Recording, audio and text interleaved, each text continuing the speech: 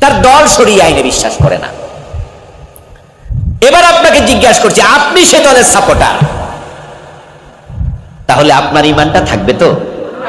কয়দিন আগে আমাদের বাংলাদেশের একজন বড় নেতা, উনি সাংবাদিকদের সাথে সাক্ষাৎকার দিলেন, কথা বললেন। ওই সাংবাদিকদের সাথে কথা বলার সময় তিনি বললেন যে আমরা শরিয়া আইনে বিশ্বাস করি না।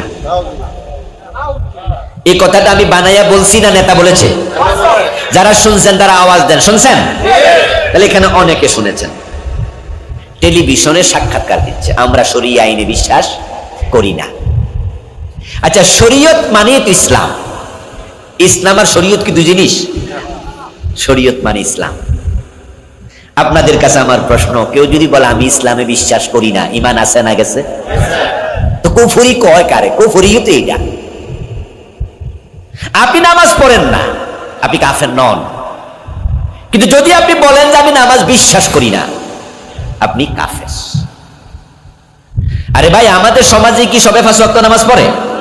জোহর পড়ে, আসর পড়ে না, মাগরিব পড়ে, এশা পড়ে না, জুমা পড়ে, ওয়াক্তিয়া পড়ে না। আচ্ছা, এই জাতীয় লোক মারা গেলে কি আমরা কাফের বলে করি যে হে জানাজা নামাজ পড়বো না? দেখেন, নামাজ পড়ে না সে ফাসিক, কিন্তু যদি বলে নামাজ মানি না, বিশ্বাস করি না, সেই মানুষ কাফের। রোজা রাখে না, সে ফাসিক। যদি বলে রোজা বিশ্বাস করি না, সে কাফের।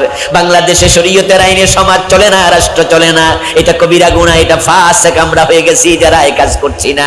কিন্তু কেউ যদি মনে করে শরীয়ত আইন লাগবে না, আল্লাহর কসম তার ঈমান থাকবে না।